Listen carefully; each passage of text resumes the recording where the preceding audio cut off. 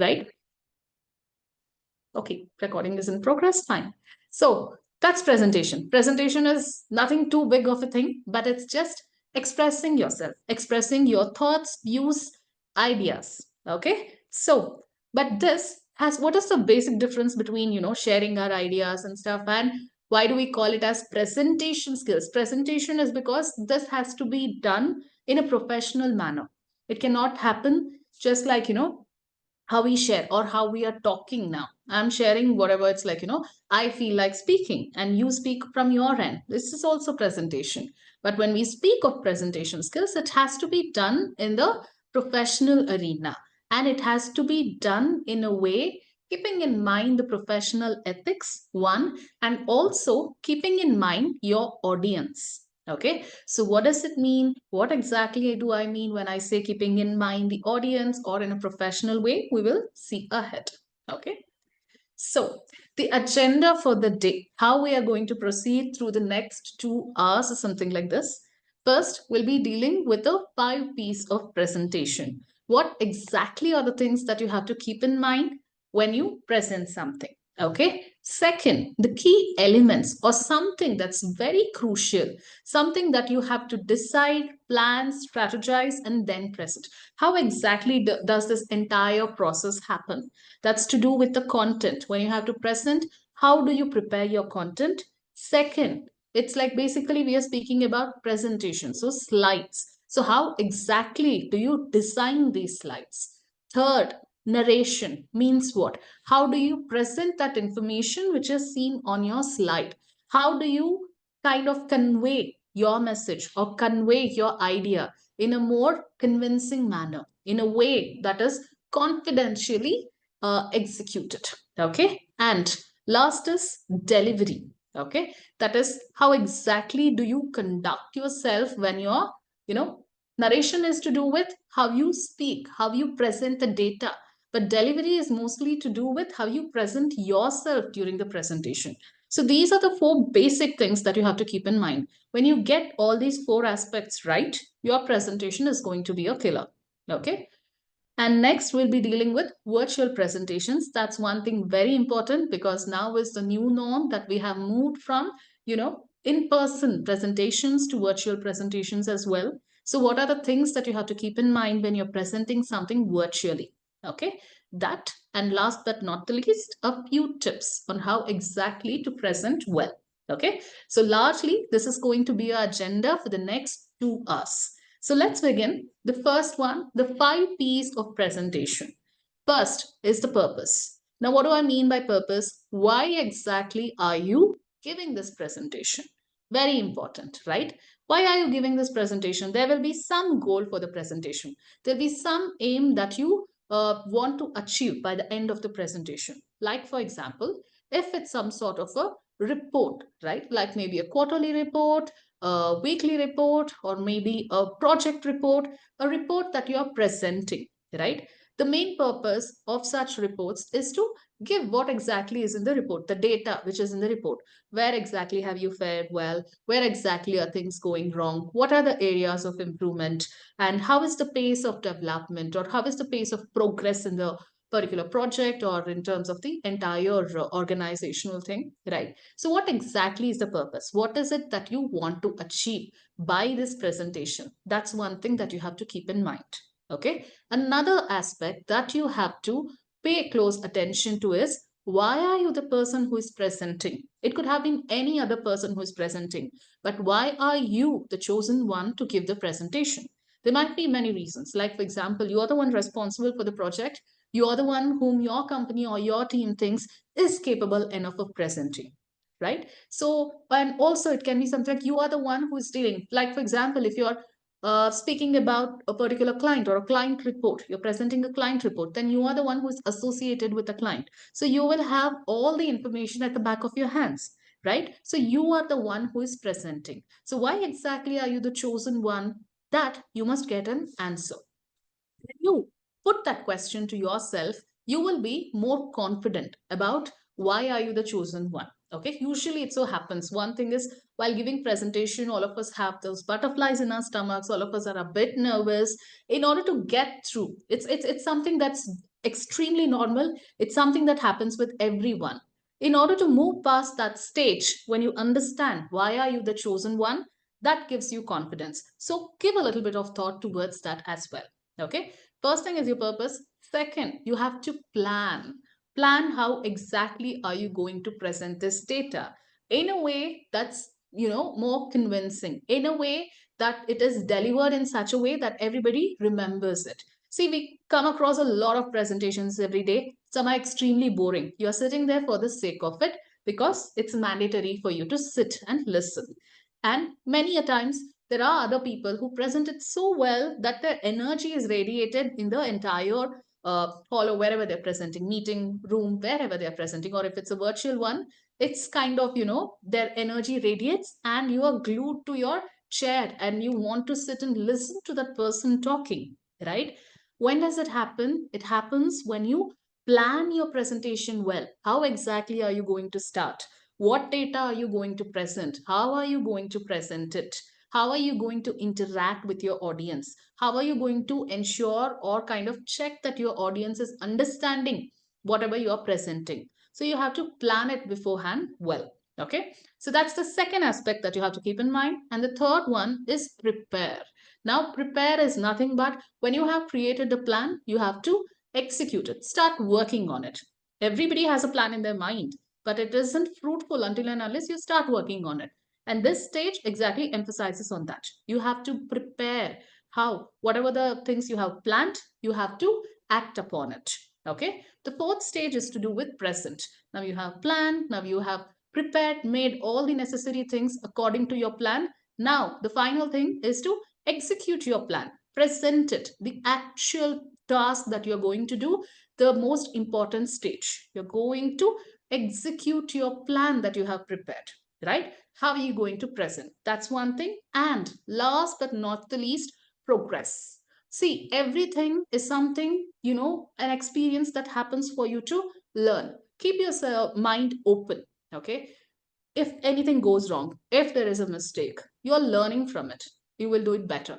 If you feel you have done it okay, but then you could have done it much more better, that's also a learning. Take it, take the pointers, just kind of sit and think about it. Post a presentation, sit and put a little bit of thought. Think, how did I do?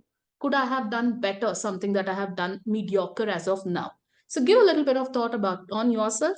Also, when take feedback from others. Ask people, how was my presentation? Do you think there was something that I could have done better? Ask for feedback and take it. That's when you progress. Everything is a learning thing, learning aspect, and you have to learn from it and progress. You shouldn't, it's like if something did not go well, okay, God forbid, if something doesn't go well, then also it's a learning. You must be thankful for the mistakes that's made, okay? But hopefully, we will not make such huge mistakes. Let's see, this particular session or the workshop must help you in that regard. Okay, so these are the 5 P's that you have to keep in mind even before you start a presentation, or these are the basic criteria that you have to work on, in terms of giving a good presentation. Okay, the first is the purpose, second is the plan, third is preparing or working on that plan, and fourth is to present or execute that plan, and fifth is to progress or learn from things that happen. Okay. These are the first 5 P's that you have to keep in mind. Moving ahead, key elements, or how exactly do you create a presentation? This is the most important part, and we will be, explaining or going through each one of it. Dig deep on each of these aspects carefully. Okay. The first thing about presentation is the content. What is the data that you're presenting? What is the language that you're using? How are you presenting? Right? So that has to be clear. First is content. Second is going to be the design. How should the slide look? What is the color theme that you're choosing? How should the fonts be? Okay. Third is going to be your narration or narrative style. Now, what do I mean? How are you going to give your presentation? How are you going to speak about the data that you're presenting on your slides? How are you going to ensure your audience is understanding what you're saying? How are you going to ensure that your audience relates to whatever you're speaking? That's your narration style. Very important. Okay. And last but not the least is how you do it, how you execute this entire thing. Like I said, narration is to do with how you present or give that information with respect to whatever you're showcasing on the slide, the content that you're showcasing on the slide. And delivery is to do with how you as a person are giving the presentation. Okay, so these are the four important aspects that we will be digging deep one by one. Now, first, content. So, how should the content be? Like I said, the five P's that we saw, the first one was purpose. The purpose has to be very clear. What is the aim of the presentation? What do you want to achieve with this presentation? Like, for example, when you're pitching an idea, your aim is to ensure that the audience or the people or the investors or your bosses who to whom whosoever you're presenting must agree to your specific idea, right? They must be, be enthusiastic, or they must like what you're saying, like what your idea is, right? On the other hand, in case you're presenting some data, like we spoke about the reports, it can be a client report, it can be a project report, it can be a just a KPIs report that you have been following for the quarterly, right? So anything. So how are you giving that presentation? See, there are two ways when you're saying or giving an information. You can always say half class is full, or you can say half glass is empty. It depends on you how you interpret things, right? So content is something that plays a very important role in this regard. How are you going to represent or present the data in such a way that the people who are going to see your presentation are going to like it, or it is in accordance to their expectation? Okay, so the purpose of the presentation has to be first very clear in your head. Okay, second is to know your audience. Okay, you must know to whom you're presenting. Like, for example, if it is your team members to whom you're presenting, then you can obviously be honest about things and speak about, advantages or disadvantages of what went well, what did not go well, what could have gone well, very openly, right? But if it's an external entity, like for example, your client or a vendor to whom you're presenting, then you cannot be completely open, or you cannot present the entire information as it is. You have to pick and choose what to be presented and what cannot be presented. You have to be intelligent in this aspect here. And if you're a person like Anjali said, she works for tech, right? So if you're speaking about some technology related aspect, if you're speaking with your team members, then they understand your language, right? The technical terms that you use, they will understand it. But if you're speaking outside your group or to an external person who is not so well versed with technical terms, then you have to mellow down on that language. You have to speak in a language that the other person or your audience will understand. So, in this regard, knowing your audience is extremely important.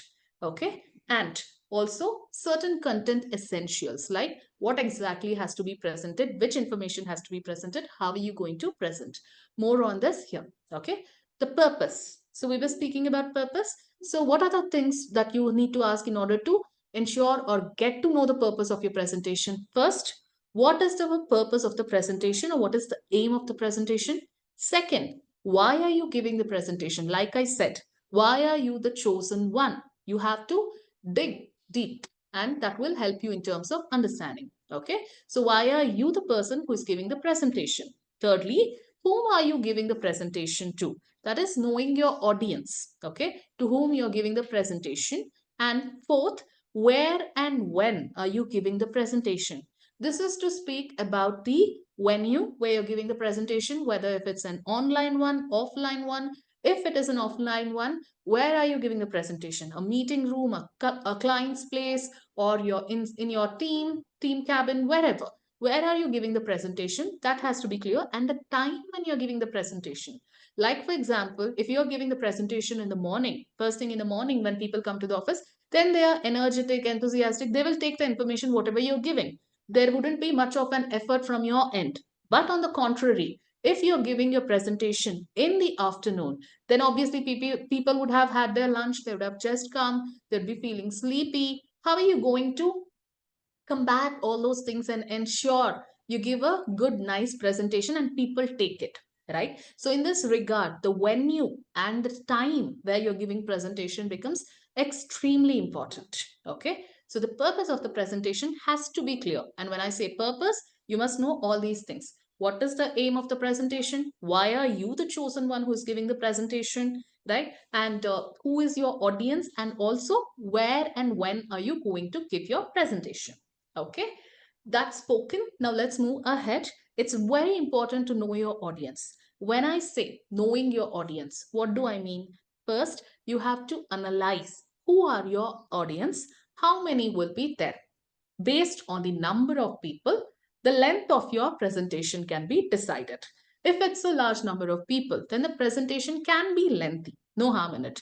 But if it's just a handful of people and you have to give them a presentation, you can keep it a bit short, right? And also, like I said, the technical terms or the jargons, what we call, right? The usage of it or the language that you use will be dependent on your audience.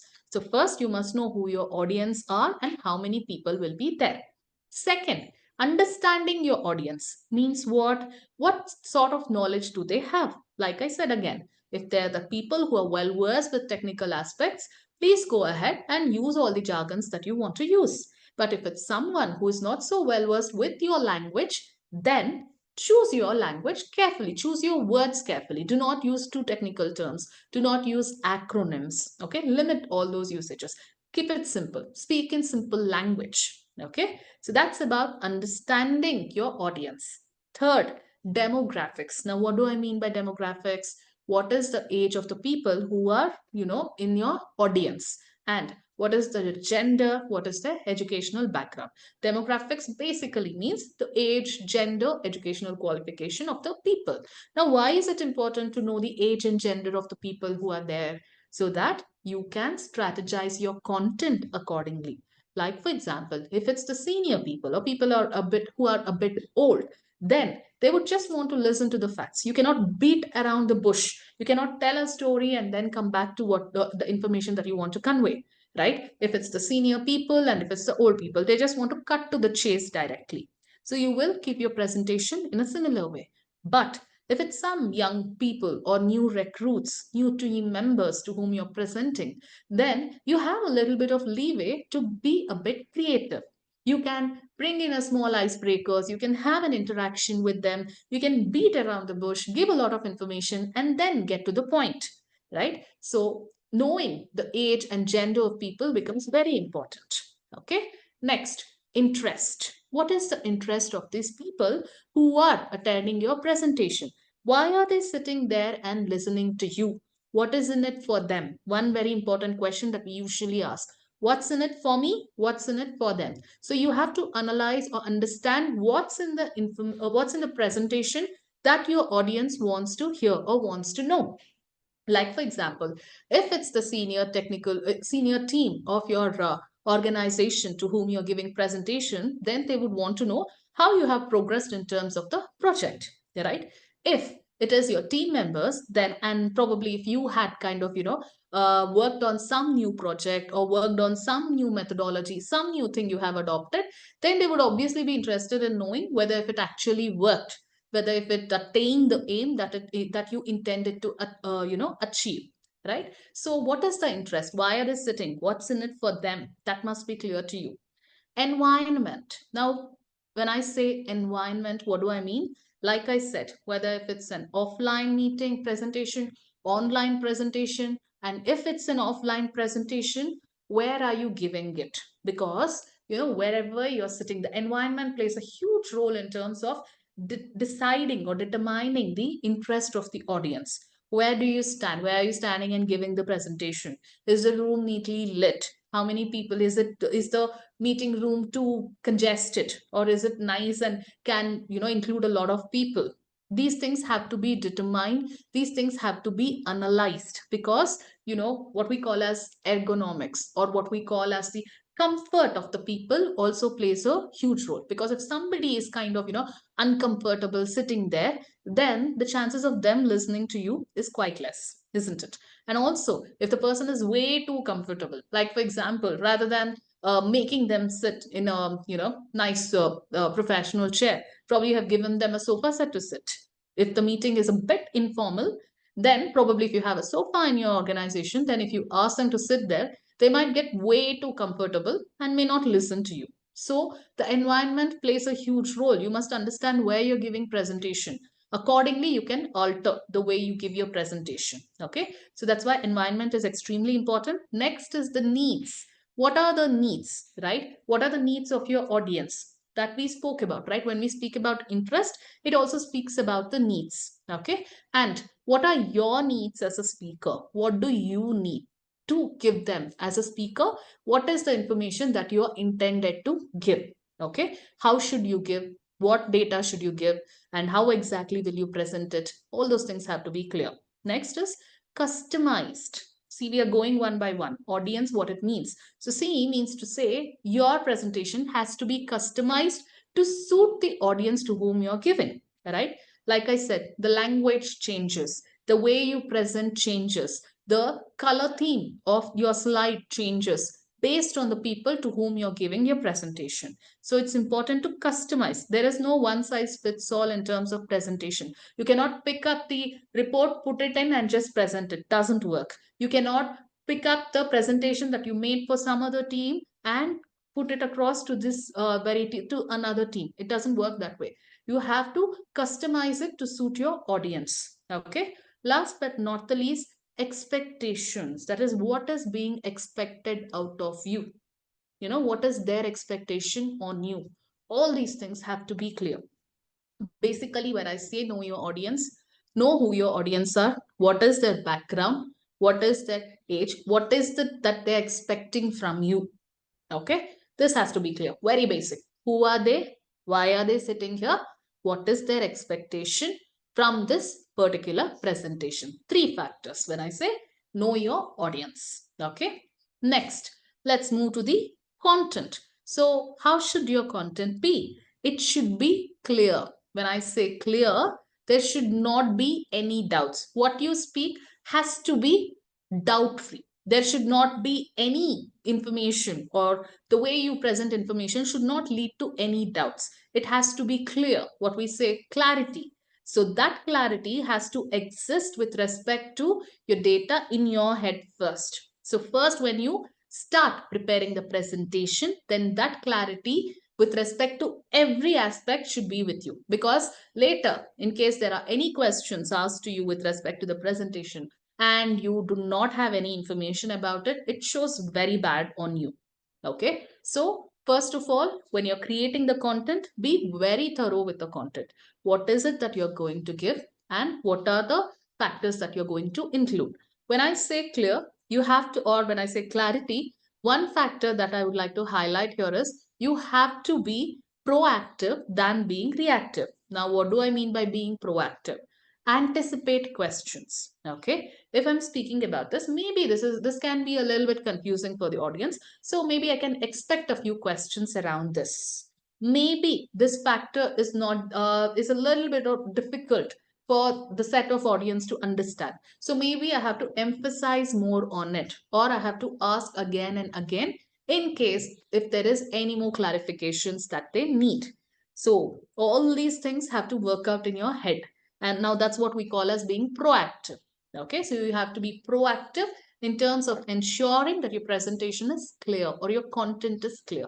Second, when I say concise, it means to say your content has to be short and to the point. No beating around the bush. Nobody has too much of time to sit and listen to you. One, they're putting in their time, okay, and they're putting in an effort, mental effort to understand what's being said. Okay, so you have to respect and please eliminate all the unwanted information. What has to be given, what is the main motto of the presentation, you have to cater to that. Okay, third is consistency. When I say consistency, you have to stick on to a particular idea. Like for example, let me take the example of review meetings again, or review presentations, the like project progress presentation. So how exactly is the project progressing? Okay, so you will be saying, you will be speaking whether if it's according to the expectation, whether if you went wrong somewhere, or whether if you are facing some difficulty in terms of project implementation, right? When you're speaking, there is a particular tone or a particular decision or a particular what do I say, a particular thing that you stick on to, like everything is going well. If you decide it is according to the plan, it's going well, then your entire presentation should say the same thing. The project that we are working on is according to the expectation. There is no issues that we are facing, hence it's going well. Okay, that the same information should be present in all the slides. There cannot be any confusing or contrasting information presented. One, okay? Or in case you're giving this presentation to highlight the issues that you're facing with respect to a client or a project, then all the slides, all the content should be relevant to that, should highlight the issues that you're facing. Okay? So that's what I say or mean when I say your content has to be consistent. Last, it has to be engaging. Nobody likes to listen to a boring presentation, right? So how do you engage your audience? That becomes extremely important. Now, coming to my presentation and my engagement with you people, in case you have any doubts at any point in time, please post it on the chat section, okay? Or we are open to a Q&A session at the end of it. So you can wait till then, or you can post your question in the chat section. I'll ensure it's answered, okay? So these are a few things that you have to keep in mind when we are speaking about content. Any questions so far? In case you have, you can ask it now. Anybody? Any questions that you want to ask? Okay. Assuming that there are no questions as of now, I'm moving ahead. But any point in time, any question, please ask. Okay. Let me move ahead. This is the second aspect. The first thing we spoke about was content. Now we are speaking about the design of the slides that you are presenting. So now what do I mean by design? So it's like design to do with how the slide is. Okay. What is the color that you have chosen? The color theme that you have chosen. What is the tone of the presentation that you have chosen? Right. So what is the font that you have chosen? Size of fonts. If there are any visual elements that you have included, right? All these things has to be incorporated. Okay. I said you can post your questions in case you have any. But in case you want to speak, please raise your hands. We will unmute you. We can have an interaction around your doubts so that it will be much more clearer to you. Okay. In case you have any doubts, kindly raise your hand. We will ensure that you are unmuted. Okay. So let's proceed and speak a bit about design. So in order to create a good design or to design your slides aesthetically, first you need to be thorough with the outline of the presentation. Now, when I say outline, it's about the title slide, right? What exactly will be the title? How will it be presented? What are the visual elements that you're going to incorporate or include, right? And it about the agenda, and in terms of the body or the main data that you're presenting, how exactly will you be presenting? How are you going to conclude, right? Is there any CTA that you want to include at the end of the presentation? CTA is nothing but the call to action. What is it that you want your audience to do? Whether if you want them to agree for something, whether if you want them to be convinced about something, what is it that you want them to do? You need to have that clear outline of your presentation in your head or write it down. Have a clear outline at the end of the day. Okay. And think about the tone. Now, when I say tone, it for clients, it can be something wherein you can use a bit what do I say, nice, courteous language and present it in a kind manner. But when it comes to your team, you have to be brutally honest, right? That's what I mean when I say tone. You cannot hide facts. Client, limited information. So you need to carefully present things, and your tone has to be carefully chosen. It has to be courteous. With respect to the team, you have to be brutally honest and speak about things which, may not be well taken at times. So you have to put it across in such a way that nobody gets offended, but still you're putting across your point in a nice way. Assertiveness, what we call, right? So all these are nothing but the tone of the presentation. How exactly do you want to present it? Okay. Third, choosing a palette. Now, palette is nothing but the color theme that you're choosing. Probably it's like when you're giving presentations, usually, for example, for clients, you would be choosing the color theme which matches with the logo of the client or the color theme that the client follows, right? If it's an internal meeting, then probably it's like And if it's being given to the presentation is being given to seniors of your organization, senior team members, then it has to be more formal. Then cannot be too, what do I say, too bright colors. It has to be in a neutral tone, right? How, according to age, what people prefer. I'm sure you're intelligent enough to understand that. Like, people who are a bit age would prefer things to be so mild, a bit not too bright, right? So you will choose your color theme accordingly. If it's a young fresh audience, then you can experiment with the color theme that you're going to choose. Okay. And one other thing that you have to keep in mind is always keep one idea per slide. Do not have a lot of ideas, a lot of elements in a single slide. It becomes a clutter. People will start wondering, what is it that I have to pay attention to? So to keep it simple, one idea per slide. Do not go beyond one idea in a slide. Like, for example, I'm talking about design. I'll be talking only about design here. I'm not going to bring anything about content, or I'm not going to bring anything about narration or the narrative style, right? So keep one thing or one theme per slide. Next, choose visual elements wisely. See, at times visual elements are good, but if you overdo it, then it can become a distraction. So you have to be careful. You have to maintain that balance in terms of what is it that you're including. Okay, visual elements, I mean the images, okay, and the videos, or maybe some movements, the cartoons that you bring in, whatever, right? It has to be minimal and ensure it goes along with the theme and the content that you're presenting. Do not include anything for the sake of it, just because it appears nice, it looks good, or just because it's kind of in fashion as of now. So do not go by that. Choose wisely. Okay, because visual elements must add to what you're presenting, not distract the audience. So you have to be careful in those terms. And fonts and font sizes, always, the fonts and font sizes has to be consistent across all these slides. Like, for example, the most formal font that we usually use is Times Roman or Calibri, right? So whatever the font size that you have maintained for the headers, it has to be consistent. The body, it has to be consistent. One slide the font size cannot be one, and in another slide it cannot be something else. There has to be consistency. And when it comes to the ideal font size, the header, right, or the title of the slide, the font size has to be 24 and above. Okay, nothing beyond that, below that. Okay, and in terms of the body of the slide, it has to be a font size of 18 and above, nothing less than that. So this is the ideal thing that we maintain in terms of fonts and font sizes. And usual font styles that are preferred are Times New Roman and Calibri. These are considered to be the most formal fonts. Okay, so this is with respect to the design. Any doubts so far? Anybody? In case you have doubts, please ensure you share it. It's not just about clearing your own doubt, but it's also about helping others, right? Maybe somebody else also had the same doubt, and when we speak about it, it's clear, right? So, any doubts, kindly ensure you ask it. Either raise your hand, we will unmute you, or paste it in the chat section. Okay, so this is with respect to the design. Moving ahead, narration, very important, the most important part of the presentation. How are you going to present that data?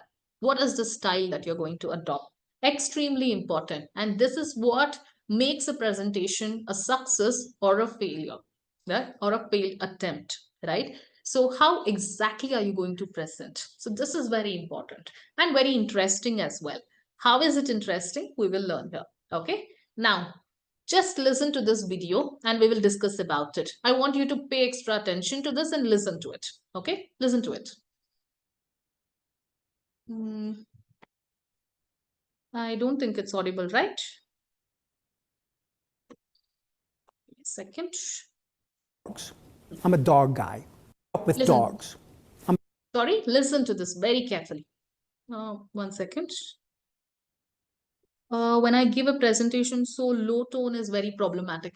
Anjali, okay, we'll discuss about this. Low tone, we will speak about it. Don't worry. Anjali, I'll come back to that. Let's pay attention to this first, okay? I'm a dog guy. Love dogs. Always had dogs growing up. Fabulous. Just love them so much. But then as an adult, I went off into my life and I was in Hollywood and I was trying to make it as an actor in Hollywood and I was kind of living hand to mouth. You know, I wasn't making a lot of money. But at a certain point, I said, you know what?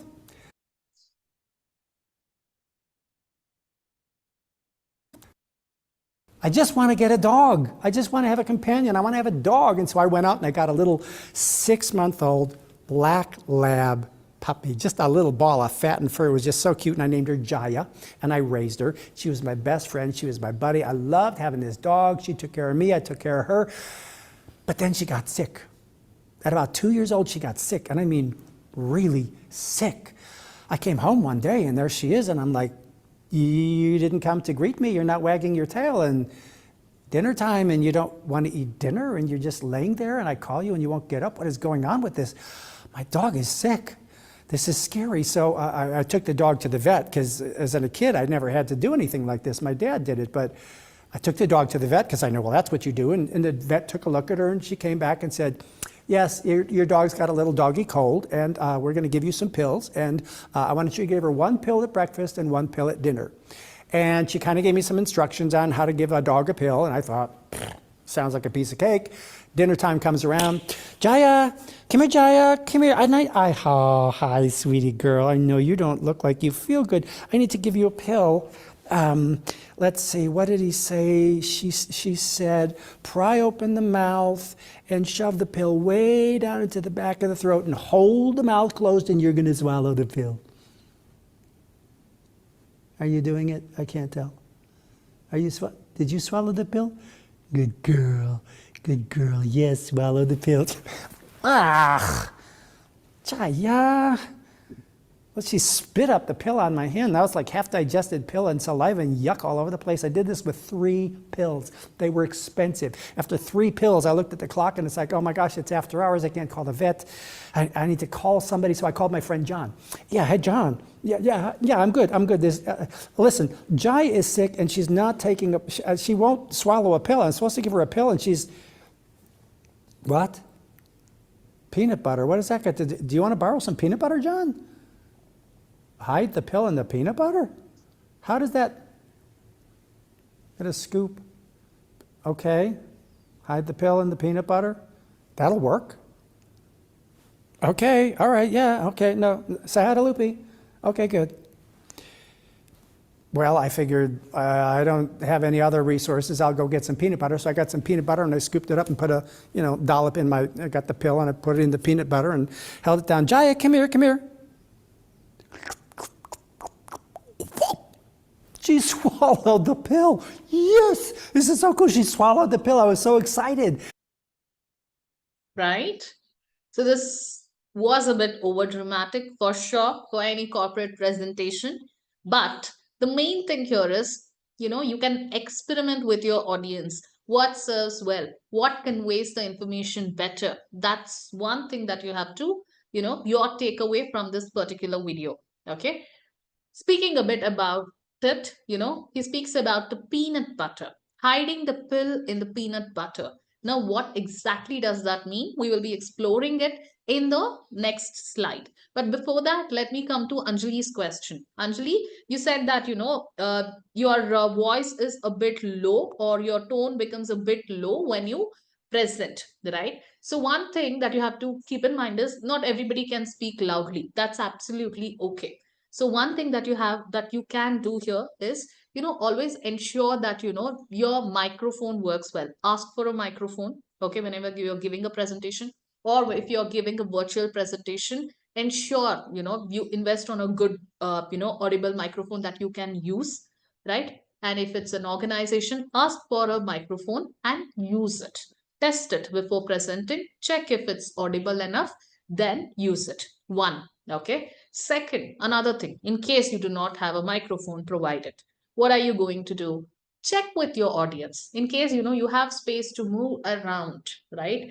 Tell it beforehand. My voice is a bit low, so kindly bear, or ensure that people who are important or people who have to listen to it carefully are seated in the front. Like for example, if you're giving a presentation to your manager and your team members, you can always go back to your team members and they can ask you, or you can clarify things to them. But your manager, he or she has to listen, right? So always ensure that you kind of, my mind goes blank. Okay, I'll come back to you, Galaxy, 1 second. Okay, so Anjali, one thing is microphone. If microphone isn't there, always ask your audience. See, and be honest. Tell, my voice is a bit low, so kindly bear. But in case if there is any information that you couldn't hear, or if it was a bit low, kindly ask me to repeat. Give them that option. Tell them very clearly. Be very upfront. That's when you showcase your confident self. Okay, so be clear. Tell them very clearly. This is the thing. And if it's people, like for example, if you're giving it to your clients, then ensure your clients are seated closely. The seating arrangement can be experimented well in order to ensure that you're audible. These are some of the things that you can take care of. Anjali, hope I have answered you. Okay, Galaxy, now coming back to you, my mind goes blank. How to prevent it? Okay, so when does it? It's like, one thing is you have to practice. Okay, good presentations or being confident in presentations doesn't happen overnight. It's an effort that you put in. Okay, and there'll be a lot of learnings. Like, I wouldn't call it as failures, I will call it as learnings. There'll be a lot of stumbling upon, there'll be a lot of blanking out, there'll be a lot of mistakes happening. Only then do we learn. Okay, even if I have to sit here and give a good presentation to you people without knowing my audience, like I said, know your audience, but I will get to know about you only, it's like, on a later phase, if at all you people interact, right? Though I'll have the basic information, but still, right? So it's like, it takes a lot of investment. One, another aspect what you can do here is, whenever you're giving presentations, Galaxy, I'm sure you have the note section, right? You're giving a presentation for the person who's giving the presenting something, right? You have the notes section right next to the slides. Whatever information that you're going to speak about in that particular slide, ensure you have typed it there. It is there for you. In case you blank out, in case you forget some information, you can refer back to that. Okay, utilize that note section in the presentations, PowerPoint presentations, or any presentations that you're giving. Okay, in case it's an in-person presentation wherein you do not have that option, like for example, even in person, the notes is visible only in your laptop or desktop from where you're presenting. So if that note section is visible, make use of that. In case you do not have that luxury, then what are you going to do? Make use of note cards. Now, what do I mean by note cards? Small cards. Make, prepare small, sheets of paper, just a size. Like, for example, I'm taking this tissue pouch here, just the size of your palm. Okay. And write whatever, each slide, what are the main information that you're going to convey. Okay. Write it down and keep it in your pocket or keep it in your hand, wherever. In case you blank out, in case you forget, okay, you're going to just take a look at it, get back to it. Okay, so these are the things that you have to do. Or if it's something like a nervous breakdown, or it's just out of sheer fear or sheer pressure that you're blanking out, take a moment. See, it's like, just let me have a little bit of water. Take a moment, drink your water, gulp it down, relax your mind, get back. Okay, most of the things happens only when you're being too nervous about it, and this nervousness is very common, and it can be eliminated only with good practice. Okay, this note card method, when we did not have laptops, when you had to give presentation in person, that's when we used to use it. You can use it even now. Okay, Galaxy, I hope I have answered your question. In case of any doubts, you can ask me. Okay, anybody else, any question, you are always welcome. Galaxy, hope I've answered your question. Okay, shall we move ahead? Any doubts? Okay, let me move ahead then. In case we do not have any doubts, please ensure you ask. Okay, next. Now, in this particular slide, we spoke about, I told you, right? Hiding the peanut spill in the peanut butter. What does it mean? This is what it means. Here, pill is nothing but the data or the information that you want to give.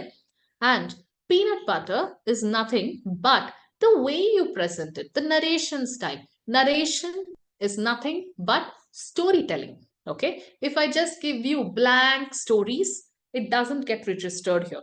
Okay. If I give you just blank data, which is boring numbers, only numbers, then it doesn't get registered. Your audience will not be interested. and the entire aim of your presentation will be upside down.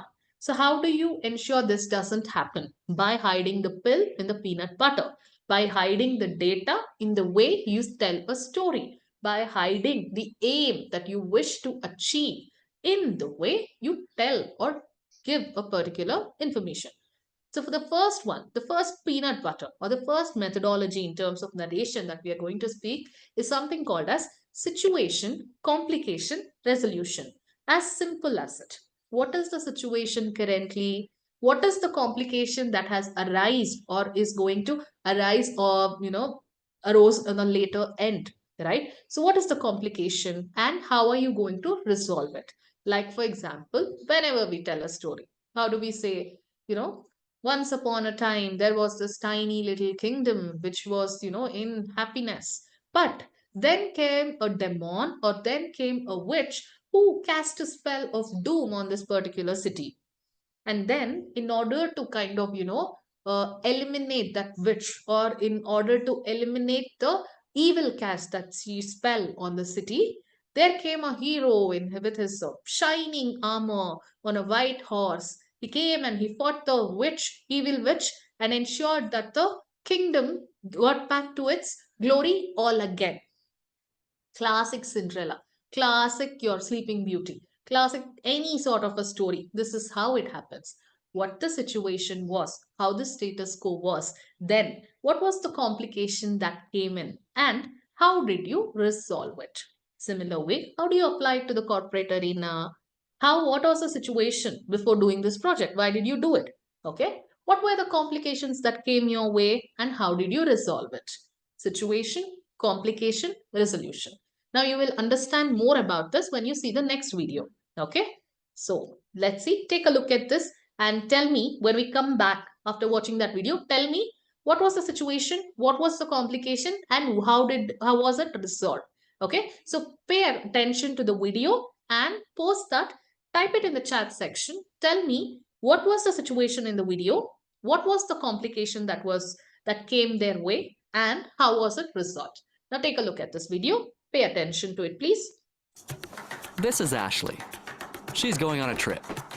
A trip she started planning a while back, but right now feels kinda rushed. 11 hours later, this isn't her hotel. And with no Wi-Fi and no data, she's okay, because Ashley already downloaded Google Trips. So no Wi-Fi? No problem. She has everything she needs to know about her vacation right here on her phone, including how to find her hotel. That's more like it. And now that she's here, working out what to do doesn't need to be quite so overwhelming. Because with Google Trips, Ashley can make her own personalized itinerary for each day, with all her must-see spots laid out on a map to help get her there.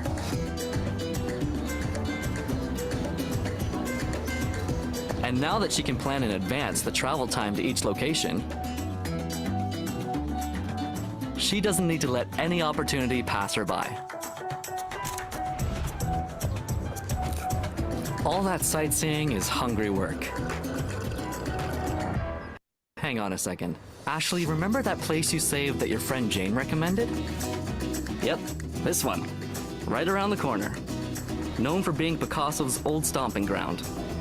So wherever Ashley goes on vacation, Google Trips will always give her everything she needs, right at her fingertips. Nice work, Ashley.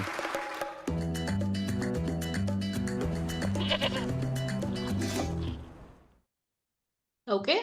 Now tell me, what was the situation? What was the complication? And what was the resolution that was worked? Can I have your answers in the chat section, please? In this video, what was the situation? What was the complication? And how was it resolved? I'm waiting for you people to type it in the chat section. All of you.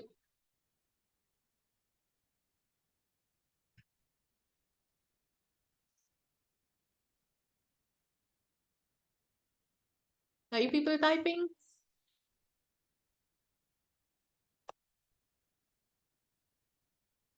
Anybody? Is it so difficult? Come on, give it a try at least. I don't think it's so difficult. Situation, your internet doesn't work everywhere, right? Complication, what are the issues that you're going to face? Yes, situation, Anjali, correct. She's going to the trip. Anjali, very good. That's correct. That's the situation. She's going to the trip and you cannot ensure good internet connectivity everywhere, right? Network varies. You face network issues. That's the situation, right? Complication that arises because there is no good network is what? What does she face there? Come on, people. Anjali is not the only person here. What is the complication? What's the complication that arises because of no good network? Checking in at the, yes, Anjali, problem is that network is not there and place to find in the trip, right? Yes, you want to, why do you go for a trip? To enjoy yourself. Yes, Prabhanshu, finding place, right? So it's like, you have to, and why do you go for a trip? To enjoy yourself, right? To kind of visit new places, to try out new cuisines, right? To, experience the entire thing, right? So in case that itself is not happening, then that it's no good that you're going to a trip. So to ensure that it doesn't happen, right? So that's the complication. She finds issue in terms of, checking into the hotel. She finds issues in terms of, finding her way to the places that she wants to list, visit, or also to kind of, have the food that she wants to have, or go to the restaurants that she wants to have. Yes, and solution is Google is there to help without good connection, right? Yes, Anjali, that's correct. So the solution is that, you have Google, which works even without internet connectivity if you have kind of, pre-worked on it, or if you have marked those things prior, isn't it? So that's the resolution that's there. So rather than just simply saying that, we can have like if you're giving it, think of it that, you're giving a corporate presentation, rather than just saying that, we will come out with a new way in which, we can ask the customers or people or the users to kind of, pre-work on their destinations, or kind of market or save the destinations, so that they will, even if there is internet issues, they will still be able to access or the places, the information, or do what they want to do. Like, somebody could have just presented it plainly like this, or you can give the story of Ashley. Think of Ashley, who is a very lively girl, a person, an avid traveler who wants to explore the world. But one constant thing that she's always facing is network issues. Network cannot be the same everywhere. So when she doesn't have good network issues, it can hamper her, the way she's enjoying her trip, or it can be an issue of safety as well. So to ensure this doesn't happen, we will come up with this resolution. You can tell a story and give the same data, or you can plainly say, we will come up with a new feature wherein we are going to work.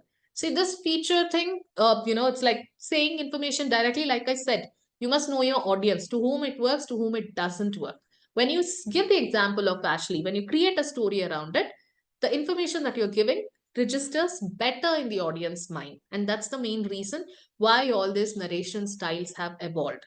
How do you ensure the information that you're giving stays in your audience mind for a long time? Okay, so this is the first, peanut butter that we spoke about. That's one of the narration styles. The second is situation, opportunity, and resolution. Like I said, situation, complication, resolution. The first one. Now, situation, opportunity, resolution. There is a situation, the status quo, and you see an opportunity there, something that could be made better, something that can be converted into much more better working or functioning thing, right? And how do you exactly do it? The measures that you take towards it, that's your resolution. Okay, as simple as the previous one. Now again, this is a task for everyone. Kindly pay attention to the next video. Tell me, what is the situation there, what is the opportunity that's there, and how is the resolution worked around it. Okay, so these are the three things that you have to give me by typing in the chat section at the end of the video. Okay, so kindly pay extra attention to this. Take a look at this video. My name is Josh Light, and I'm the CEO of CupAd, and we believe that we have the most effective form of advertising available in the market today. Our advertisements are exposed to customers for 2,220 seconds on average. Now, what kind of advertising has that kind of exposure time? Ladies and gentlemen, we advertise on coffee cups. That's right, we put your brand in their hand. So how does coffee cup advertising work? Well, we got an advertiser. They pay us money. We produce paper coffee cups with their advertisement or brand on it. Then we give these coffee cups to coffee stands for free. Now, why does someone want to advertise on a coffee cup? Because it takes an individual 37 minutes to drink a cup of coffee on average. That person's going to have to look at the cup, drink, look at the cup, drink 20 times before it's fully consumed. And that person's going to move around like a mobile billboard, exposing that brand to at least 6 different individuals before that cup is drank. What's in it for CupAd? We make 13 cents of profit on every single cup that we distribute. And what's in it for the coffee stands?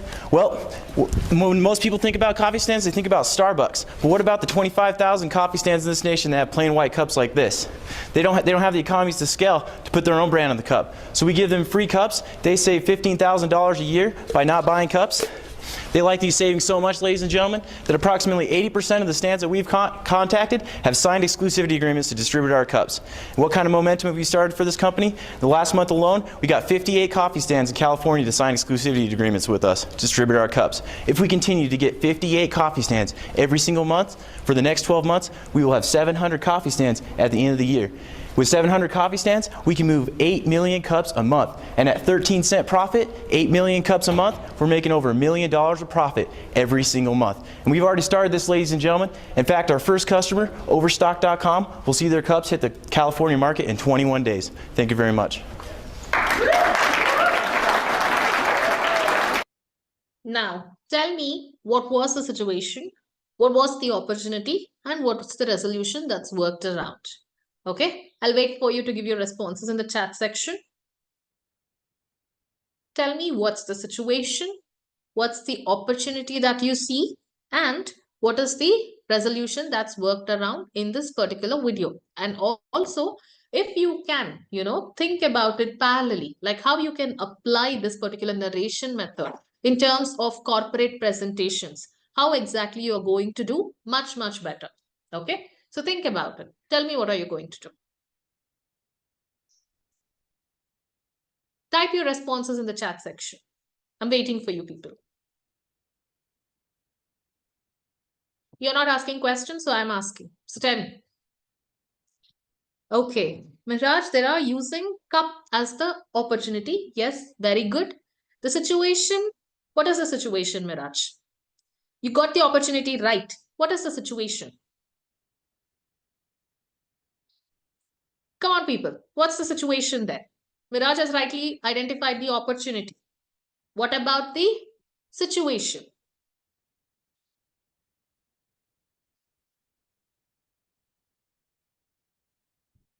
Come on, Miraj. Tell me.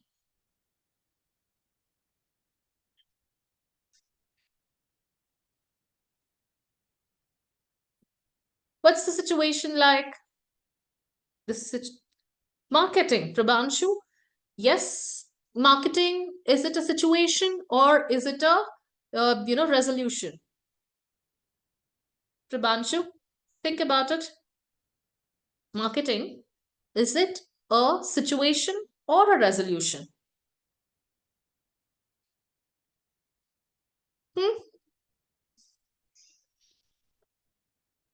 Okay, let me give you a hint, or let me give away the situation so that the resolution becomes much clearer. Okay, the situation is that, we drink coffee in, the plain white mugs that he showcases. A lot of people drink it, right? Many coffee stalls serve coffees in those white paper cups, okay, which does not have any branding, okay, because branding on it, right, putting your name or the name of the cafe takes a lot of revenue again. So in order to avoid that, maybe they're just serving in white coffee cups. And this is what happens everywhere. Like, most of the coffee stalls, which are not too hi-fi ones, that's how they serve. This is the situation. And most of the coffee stalls will not have any branding on it because it's an extra or added cost. This is the situation. Now you see an opportunity in it. Now, why can't we as a company approach these people, give them free coffee cups, Okay, put our branding, put the branding of our clients on it. Okay, and he explains it very nicely, right? So when a person is drinking his or her coffee, and on an average he or she is showcasing their coffee mug to a people a certain number of times, so that's nothing but pre-marketing. He also says each person will be roaming around like a mobile billboard, right? It is cheap to advertisement. Okay, it is cheap to advertisement, Mirage. Then we have to kind of shut down all the marketing agencies, man. What are you speaking? Okay. So, okay, that's how marketing people work, or that's how advertisements gets done, right? So that's where they see an opportunity that, you can put the branding of clients there and charge the client for that. Okay. So that is an opportunity, a business opportunity. And how do you execute it? What is the resolution? You start marketing, like, Prabhanshu rightly said, marketing, right? So you start marketing your clients' products or services on those white cups, coffee cups. That's your resolution. Is it clear? Profit making by branding on cups. Yes, that's your resolution, Prabhanshu. Rightly identified. Okay. So this is your situation, opportunity, resolution. There is a situation or a status quo. You see an opportunity in that and you work on it. That's your resolution. Okay. I'm sure you people have understood it. With that understanding, this was the second peanut butter, if you remember, means the second narration style. The first one was situation and complication, resolution. Second is situation, opportunity, resolution. Now, the third one, very easy one, nothing but a clear explanation. Okay, presenting things, like, we are speaking about how can you present data. One is you can tell a story and then present. This third peanut butter is a clear explanation. The lay of the land means what?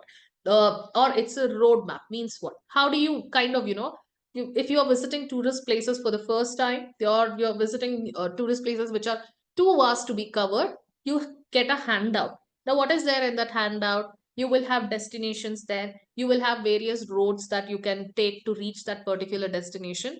It's the same. So you will say you will have a particular goal for this presentation, what you want to achieve, right? Or some information that you want to convey. That's your destination. How are you going to lay the land around it is clearly explained. How are we going to travel from this to this? Now we are making profits that are not up to the mark. How are we going to make it better? How are we going to improve it by these many percentage of profits, or these many percentage, or whatever, right? So according to whatever the parameters that you want to consider. So it's nothing but a clear explanation. Now, more about this, I'm sure it's like, when I say clear explanation, it might be very blank, but when you see the next video, you will clearly understand what I'm speaking about, or what I mean when I say explanation. Okay, what are your thoughts on that particular video? I want to listen at the end of the video. Okay, so please type it in the chat section once the video is over. Okay, now take a look at this. What does explanation mean? What does the peanut butter or the narration style of explanation look like? Here is a simple way to learn chopsticks. With a little practice, you'll be a master in no time. Step 1, go ahead and just pinch the chopstick somewhere around the middle, a little bit above, to where you just are pinching it with your 2 fingers. Now you'll have a hole underneath, and just slide the other stick underneath that. Now I'm pinching the top, and I'm using my other finger, my middle finger there, to go ahead and just hold the other side. So I have the top pinched, the middle finger is bracing the other side, and of course it's being braced by the inside of my thumb. So once again, pinch the top, slide in the bottom, and then go ahead and use that little middle finger right there. There you go. Now you can go ahead and use the chopsticks to do whatever you need to. It's really simple. If you need to adjust them a little bit more, do that as well. There you go. Great for picking up things, great for scooping. Some people try to pick things up like that with chopsticks. You don't want to do it that way. That is a no-no. You want to use them like you would use a fork. Kind of sideways, pick them up, move things around if you need to, and then just have them at an angle, grab what you want to eat, scoop it up, and eat away. Hope this helped, guys. Bye-bye. Right? Yum, that made me hungry looking at all the noodles. But that's okay. So what was the thing here? What was the destination? And what was the roadmap around it? What do I mean by explanation? And if someone can, kind of relate it, correlate it to a corporate scenario, nothing like it. Great. Okay. So try. Tell me, what did this explanation exactly mean? What was the destination and what was the roadmaps around it? People? Okay, they are specific in their explanation. Yes. Now, what do you mean by being specific, Miraj, here?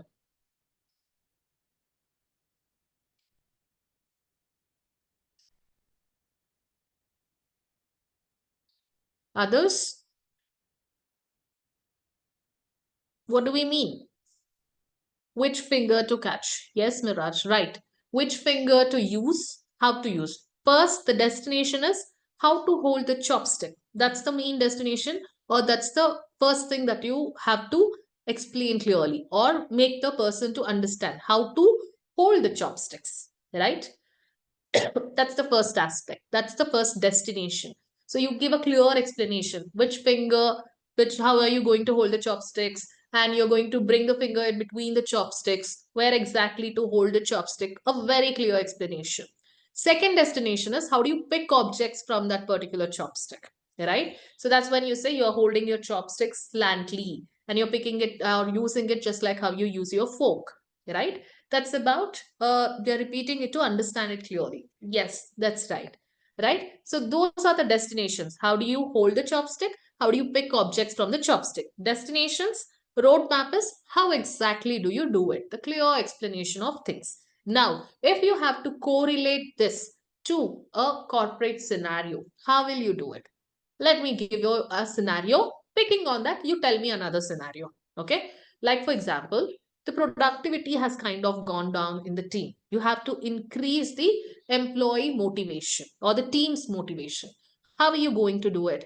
First, understand if they have any pain points. That's my first destination, to understand if there are any pain points from the employee's perspective. Now, how am I going to reach this destination? By surveys, by feedbacks, by interviews, by merely or by just asking questions. That's the roadmap towards achieving my first destination. That's understanding if there are any pain points. My second destination is doing something that will motivate the employees, giving that feel good factor to the employees. Now, how are you going to do this? Now I can do this by felicitating or awarding employees who have performed well, by throwing a team party, by taking the team for a team outing. Any of these ways through which I can motivate my team to perform better, right? Now, do not think, because most of you are students, do not think that this scenario is not for you when you are giving presentation. Come on, later as a team member or as a team lead or as someone who is looking at the team, and in case you have to give your suggestion, then this is how you're going to give your presentation. How to increase the employee motivation. Okay, clear explanation, simple explanation. First, understand the pain points. That's the destination. How are you going to work around it? Ask questions, give queries, or do an interview, right? Find out the pain points. Second, give that feel good factor to the employees so that they feel motivated to work. How that's your second destination. How are you working around it? By awarding good people who have worked very well, or like I said, taking out for a team outing, team dinner, whatever, right? Throwing a team party, anything. Now, can you correlate this to another situation? Anything that you can think of? There are some working professionals here, right? Can you think of any other situation? How this, simple peanut butter, simple narration technique of explanation can be used? Any responses? Anybody?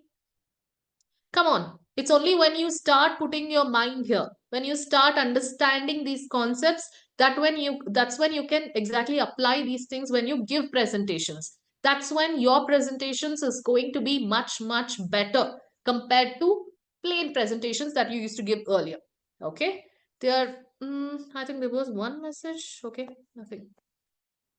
Yeah, you have to try. If you do not try, there's no way I can help you to make your presentations better. Okay, so It's up to you to give it a try. Think. Give a little bit of work for your brains there. Little bit of work. Think. What are the situation? Anybody? Okay. You can always come back. I'll move ahead. Meanwhile, you can always come back. Okay. Any thoughts? Anything that you want to share? You can type it on the chat section. Okay. Now, let me move ahead to the next peanut butter. That's the drama.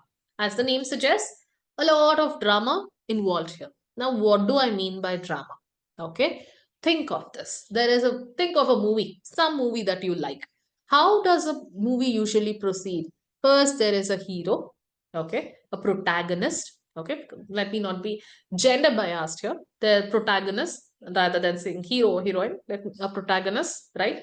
How do they usually show in movies? He or she comes from a poor background and they build their way all the way to the top, right? And they build a kingdom around them. Let's take the example of classic KGF, right? The hero is from a poor background. He has this high ambitions, right? And then he kind of achieves, works his way to the top. He achieves that, and then he faces a lot of problems, right? The heroine, it's like there is this villain who's coming, and there is this business that he has to protect, right? And there is this ambitions that he has to fulfill. There is a lot of issues with the bureaucracy. The government comes behind him. He faces a lot of issues, right? And he resolves it.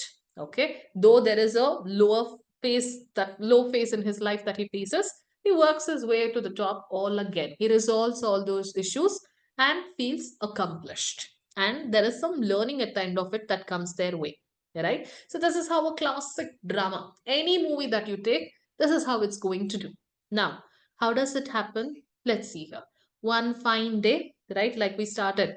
Once upon a time, there was a man who had high ambitions, right? One fine day, okay? Then there is some challenge, okay? There is some a challenge that he faces, and there is a continuous challenges, a lot of challenges, one by one, one by one, one by one, a crisis that falls on him, okay? Then there is a rock bottom that he hits, means he has completely fallen down. He cannot rise up from there. That's his situation, okay?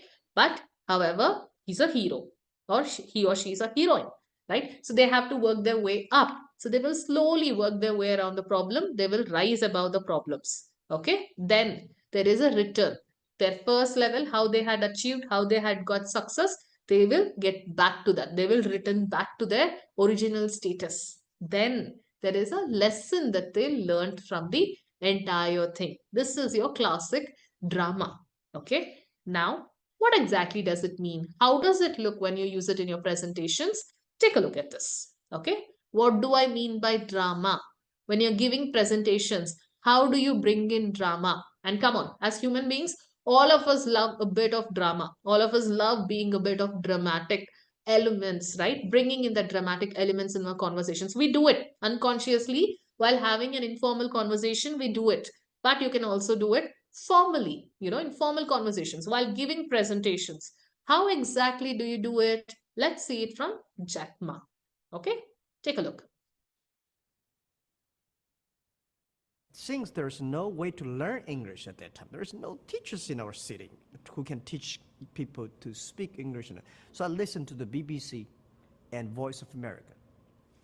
And there, every evening, 9 o'clock, 8 o'clock to 9 o'clock, I open my video, from the first Monday, Wednesday, and Friday, I listen to the VOA. The first book I heard about is the Adventure of Tom Sawyer.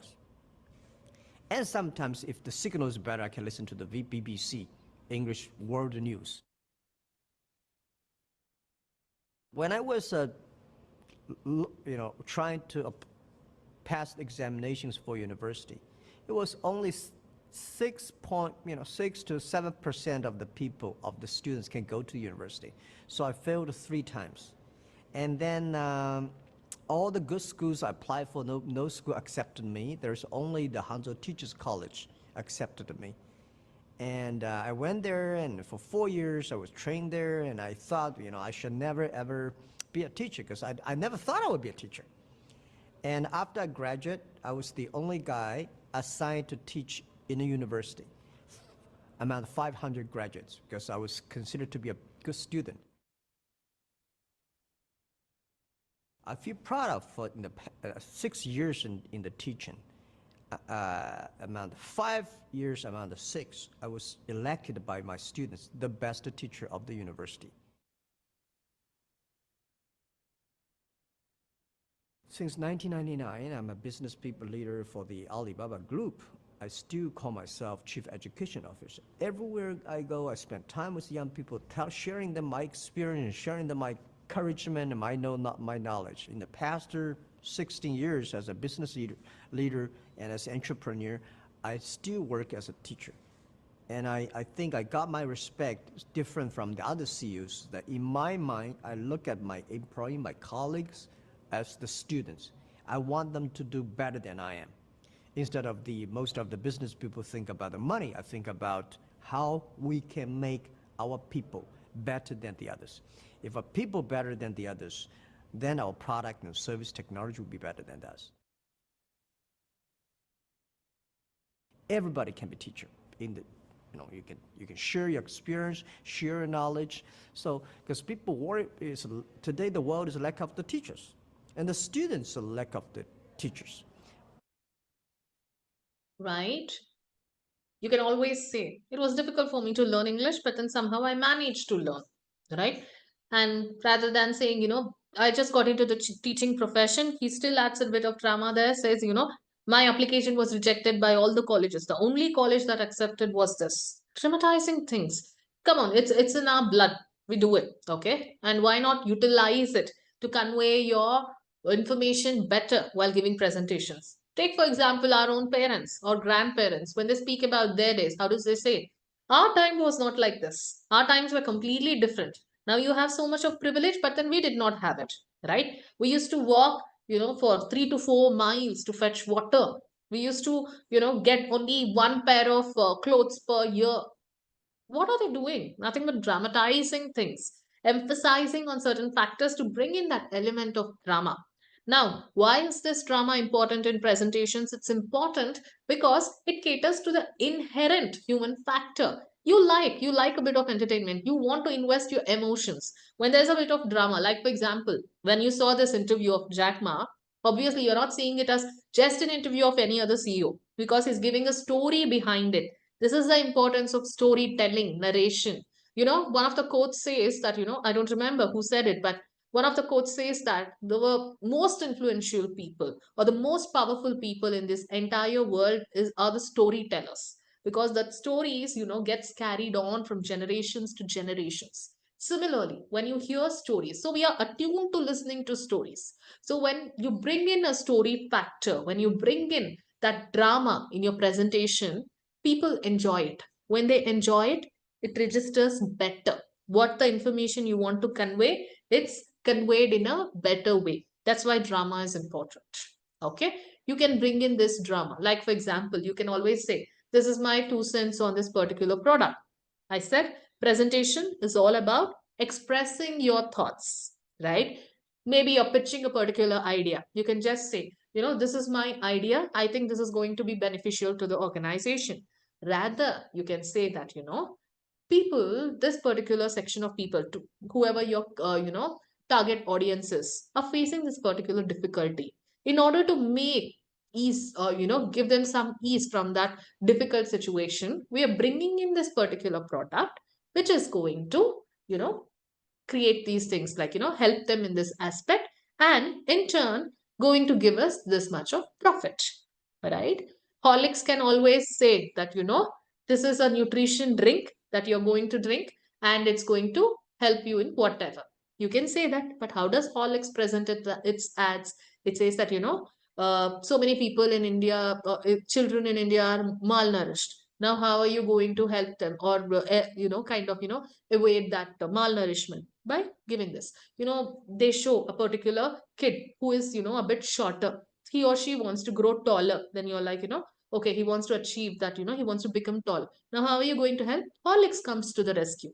It's going to help them become taller.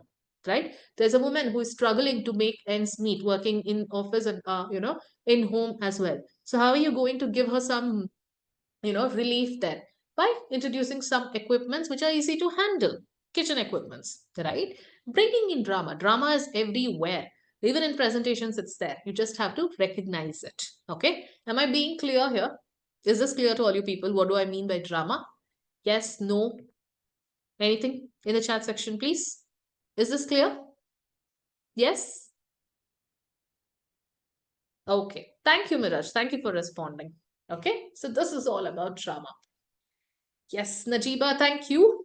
Thank you for responding. It's like when you respond, I feel like I'm speaking to someone. If you do not respond, I feel like I'm speaking to my laptop, okay, or the jack mine here on the screen, right? So thank you for responding, people. Let's move ahead to the next peanut butter. What is the next technique, narration technique that I'm speaking about here? Let's take a look at that. No reservations. Okay. Let's see. We are speaking about pitch, right? Very important. If, most of us have this aspiration of, doing something big, of becoming entrepreneurs, and most of us have this business ideas, right? So how exactly are you going to present your business idea? Okay. Presenting a business idea is called pitch. It's not called a presentation, but it's called a pitch. Now, when somebody says, is your pitch ready? Okay. Is your business pitch ready? Are you ready for the pitch? It means, are you ready with your business proposal? Now, how exactly are you going to handle this? How exactly are you going to create your presentation around a business proposal? One, you're going to state the problem. Like I said, the problems that the people are usually facing, the problem that your target audience is facing. Okay, that's your problem statement. Second, present your solution. Okay, how are you going to resolve this particular problem? How are you going to ensure that you are kind of, resolving this particular problem? That is your solution. That's your second step.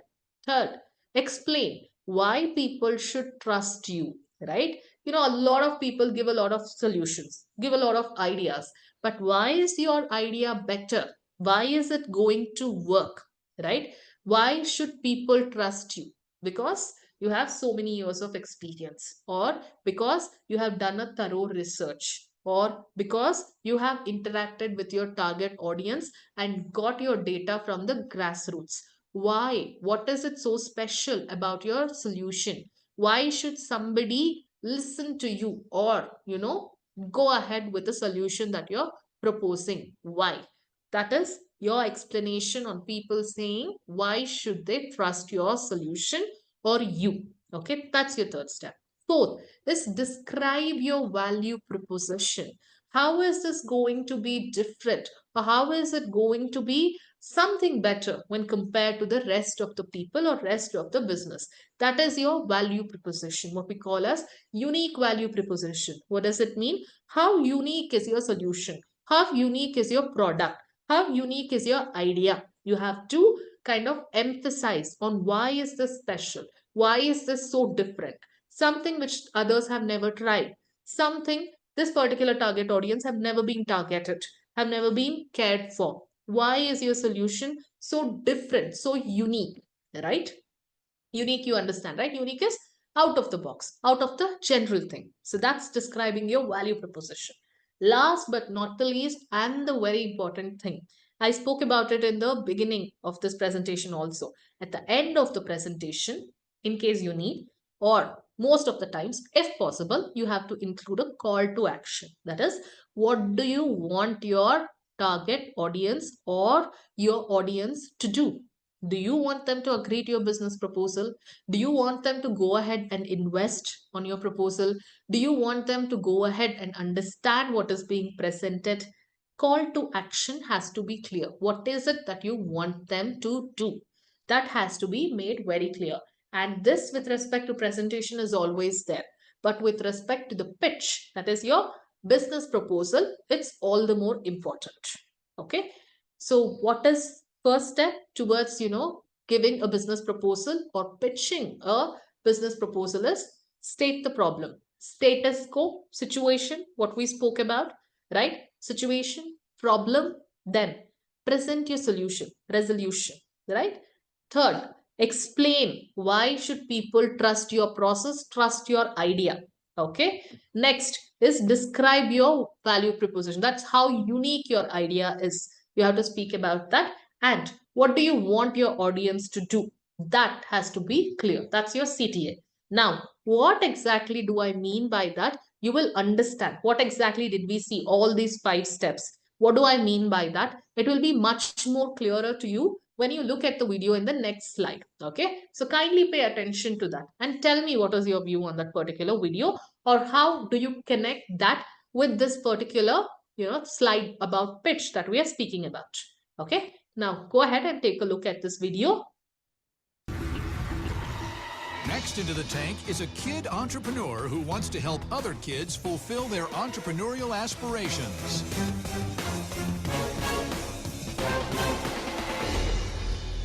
Hi Sharks, my name is Jack Bonneau. I'm the founder and CEO of Jack Stands and Marketplaces, and I'm from Denver, Colorado. Hi Sharks, I'm Steve Bonneau. I'm Jack's dad. I work for Jack. Sharks, I'm seeking $50,000 in exchange for 10% of my company. I'm 10 years old, but when I was 8 years old, I really wanted a Lego set, but it cost $400. The good news was my dad said I could have it. But he'd have to pay for it with his own money. So, I did what most of you probably would do. I started my own lemonade stand. After 12 weeks, I made $900 after expenses. Wow. Learned some valuable lessons, and yes, I got my Lego Death Star. That experience is exactly why I created Jack Stands and Marketplaces.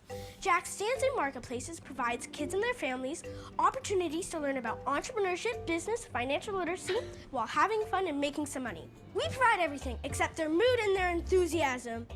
Jack Stands offers kids the opportunity to sell lemonade and other drinks. We offer kids the opportunity to sell more than just lemonade. Jack's Marketplaces provides young entrepreneurs the opportunity to sell their products in authentic and great marketplaces and have kids sell those great products and tell the inspirational stories of these young entrepreneurs. So Sharks, our challenge and question to you is, who wants to make money? While inspiring our nation's youth in entrepreneurship. The famous Shark Tank, right? So here, one difference is CTA came in the beginning than at the end. Okay, that also can be done, but you must, follow up that CTA with a very impressive presentation of your idea. Okay, now can you tell me what exactly did you get from this particular video? What did you understand about the pitch that we were speaking about? Let me go back to the previous slide, right? State the problem, present your solution, explain why people should trust you, describe your value proposition, and offer a CTA. How did you connect these aspects with the video that we just saw? What is the problem here? Money. The kids have to make money. Also, he also says that, many people have entrepreneurial, instincts, but then they wouldn't have opportunities for it. So he wants to give that opportunity for that, right? That's the problem. Now, what is the solution that he's presenting? The lemonade stall, right, that you're going to put up. And why should people trust you? He gives that profit, right? So I made a profit of this much within how many ever weeks that he mentioned. So that has actually worked. That's why somebody has to trust the solution that you're offering, right? Next is describe your value proposition. Why is your idea unique? Why? Because it's not just a lemonade stand, but it also works as something wherein you kind of, put across your product or your services, advertise for it. So it's not just a lemonade stand, it has much more functions to it. That's why it's unique, right? And what is the call for action? You're going to invest this much, and in return, the profit is going to be this much. Like I said, he says the CTA at the beginning than at the end, right? So this is your pitch. This is how you give pitch. See, always when you're presenting something to add more value, to make that information that you're giving more impactful, one thing that you have to always back up with is something called as advocacy. Now, what do I mean by advocacy? Advocacy means giving more proof, giving more evidences to what you're speaking. That makes the information that you're giving much more credible. Okay, that's why it's important. That's what this guy also does. He's not just saying it's going to make profit, he also gives the profit that he made, right? So that's how your pitch is. This is the 5th peanut butter that we are talking about. Now, what do I mean by peanut butter? Storytelling techniques, narration techniques. Okay. Now, Let me move ahead to the sixth peanut butter, or the sixth technique of narration or storytelling, what we call as the hook, meet, payoff. What is a hook? All of you know, right? What is a hook? It's something like this, which holds on to something, right? This is your hook.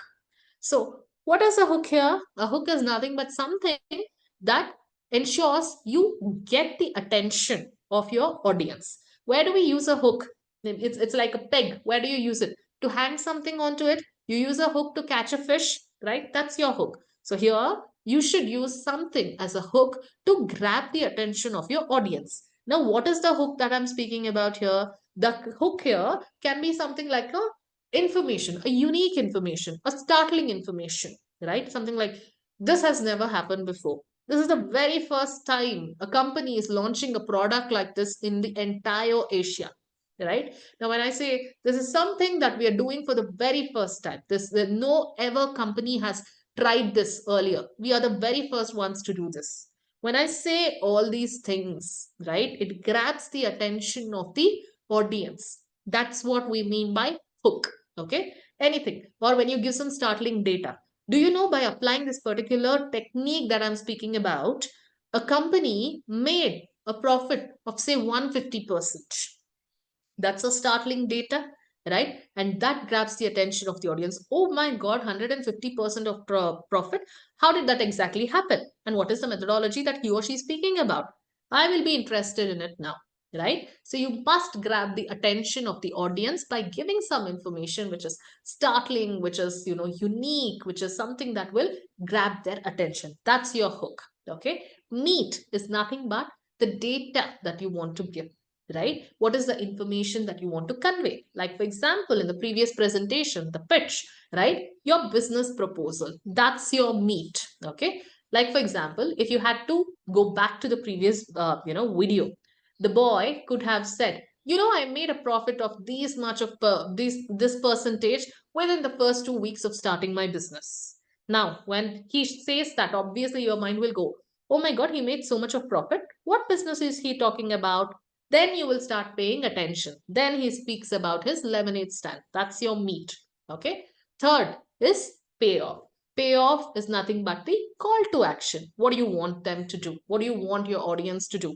That is, invest in your product, invest in your idea. Okay. This is the simple technique of hook, meet, pay off. Okay.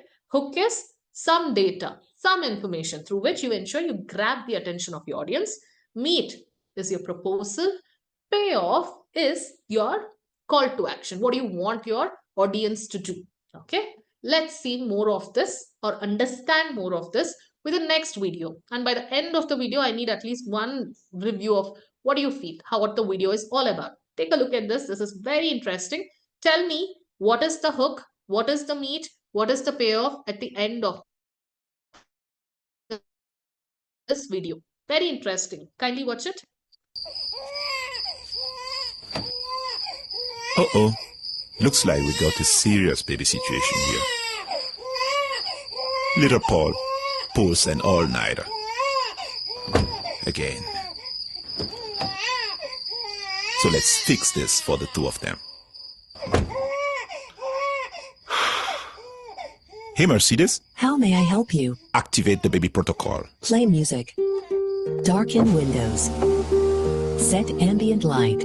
Start active body control. Baby protocol set.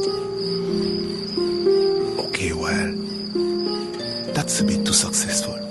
But possibilities are endless with your MBUX voice assistants. I'm George, Vice President Digital Vehicle and Mobility at Mercedes-Benz. I just want to let you know, we got your back. So, what's the hook? What's the meat? What's the payoff? Please type it in the chat section. What did you understand? What is the hook here in this particular video? What is the meat and what is the payoff? Let's see who gets it right. Prabhanshu, Miss Selvi, Sanjeev, Sharvari, Swayam Prava. Wow, very nice name. What does it mean, Swayam Prava? Swayam Pravananda, very nice name. What does it mean? People, tell me what's the hook, what's the meat, what's the payoff that you understand for this particular video. Swayamprabha, I want to know what's the name. It's very unique. Like we were speaking about the unique proposition, your name is very unique. What does it mean? People, please type it in the chat section. What is the hook? What is the meat? What is the payoff? Miss Selvi, yes. Hook, they're asking how can you solve the problem? Is that so? Miraj, think again. I don't think that's the hook. There was a particular term that they used with respect or with relation to the baby. What was it called?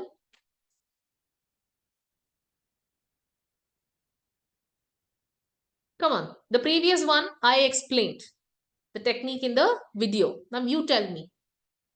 Babysitter. Yes. Babysitter, that's the baby protocol that they set. That's your hook. Is it a possibility? Does it really exist?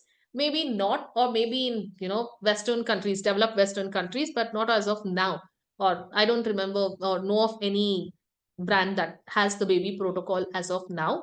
But that's something nice. That's something that we would want to have it, right? Oh my God, the car can have such a nice baby protocol. Is it there? We see a lot of stickers in India currently, right? Baby on board. So similarly, baby protocol, they would be much more interested. It's nice, isn't it? That's your hook. The baby protocol is your hook. Really, is this a possibility? Does it really exist? It introduces your mind. You feel interested. So baby protocol, that's your hook. Now what's the meat? What exactly is the meat? We got the hook right. Now tell me the meat and the payoff. What's the meat?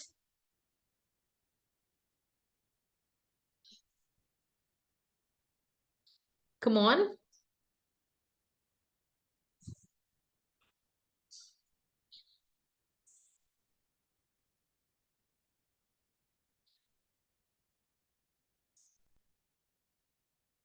There's one particular sentence that he uses to describe the meat.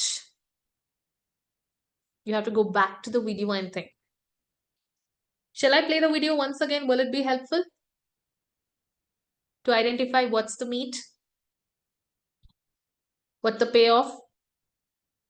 If yes, you have to let me know. Okay. Yes, I'm playing the video again. Take a look at this. Identify the hook. Hook you have already identified. Identify the meat and identify the payoff. Okay? Okay. Uh-oh. Looks like we got a serious baby situation here. Little Paul pulls an all-nighter. Again. So let's fix this for the two of them. Hey, Mercedes. How may I help you? Activate the baby protocol. Play music. Darken windows. Set ambient light. Start active body control. Baby protocol set. Okay, well, that's a bit too successful. But possibilities are endless with your MBUX voice assistants. I'm George, Vice President Digital Vehicle and Mobility at Mercedes-Benz. I just want to let you know, we got your back. Yes, people. Now tell me, what's the meat? What's the payoff?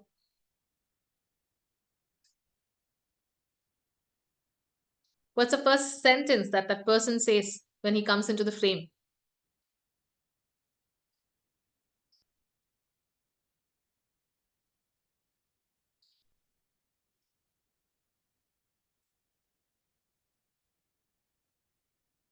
What is it? Baby protocol is the hook. Miss Selvi, Professor Selvi, sorry. Right? So hook is nothing but a baby protocol. Now tell me what is the meat and what is the payoff?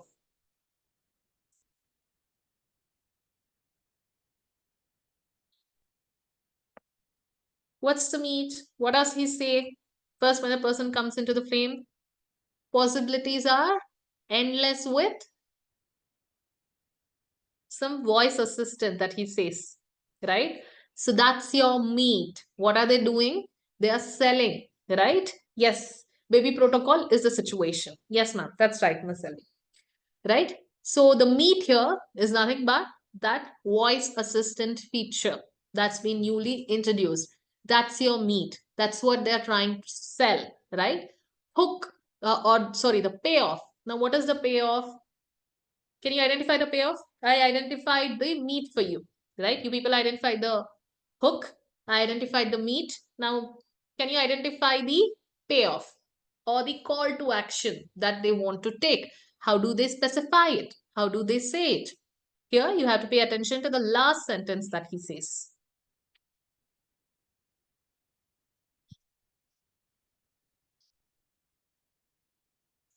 Anybody?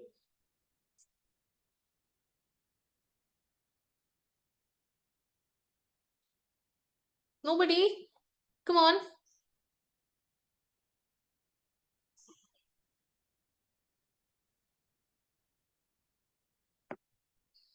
Okay.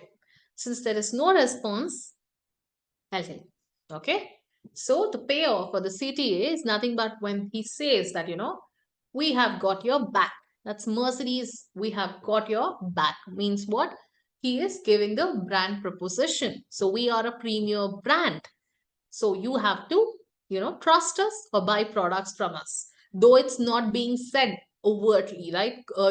Openly, but something that's intended, right? They're making us think it's good. Yes, Miraj, that's right. They're making us feel like, that's how all these brands work, right? So when you own an Apple product, there comes a status quo along with it. Oh, I'm a proud Apple, product owner, right? Even with Mercedes or Benz, Cooper, all these cars are right? It's nothing but a status symbol. That's how they are trying to make it. With Mercedes, so it's like, you can trust us, or we have got your back. We are here, right? So that's your proposition. Okay, that's your payoff. Now let me move ahead. Okay, so the seventh one is nothing but the fact and the story. Very simple. What is a fact? What exists? The situation. What's there on ground? Okay, now the story is nothing but the journey from what is there now to what can be. Okay, look at your screen. The beginning is nothing but what exists now. What is it? What's the situation like now? Second, you're defining a possibility. Like, for example, the company is currently making the less profit, but we can increase it by this much of a percentage. That's your new possibility. How are you going to do it? Compare what was done earlier, what did not work, what can you do? Okay, compare it, create a plan. Okay, create a reward system, because whenever you have a reward system for yourself or for your team or for an organization, the possibilities of you achieving that particular goal is much higher. Okay, so have a reward system and achieve the goal. Fact in the story is nothing but you have a fact, you have a story. Story is something that has not yet been achieved. So the journey from the fact to story is what this peanut butter narrative style is. Like, for example, I can say, for example, I'm proposing some idea to my teammates, how we can, like, for example, I can say, currently our productivity is so low, but it can be increased 2x times within the next 1 month, right? So what am I saying? Currently, our productivity is not that great. That's the fact. Story, it can be increased 2x times within a week or so, right? That's the new possibility. That's the story. Bridging this fact and story is this particular narration method. That is, how exactly are we going to do that? How exactly are we going to increase our productivity? Then you speak about your proposal, your suggestion, the distance between the fact and the story. Okay, now take a look at this particular video. The next video you will understand this method. This is the last in terms of a narration style. Okay, take a look at this. See how he speaks about the fact, how he creates a story, and how he achieves it. Hello, John. How you doing today? You mailed in my company a postcard a few weeks back requesting information on penny stocks that had huge upside potential with very little downside risk. Does that ring a bell? Okay, great. Well, reason for the call today, John, is Something just came across my desk, John. It is perhaps the best thing I've seen in the last 6 months. If you have 60 seconds, I'd like to share the idea with you. You got a minute? Name of the company, Aerotine International. It is a cutting-edge, high-tech firm out of the Midwest awaiting imminent patent approval on a next generation of radar detectors that have both huge military and civilian applications. Now, right now, John, the stock trades over the counter at 10 cents a share. And by the way, John, our analysts indicate it could go a heck of a lot higher than that. Your profit on a mere $6,000 investment would be upwards of $60,000. Jesus, that's my mortgage, man. Exactly, you could pay off your mortgage. This stock will pay off my house. John, one thing I can promise you, even in this market, is that I never ask my clients to judge me on my winners.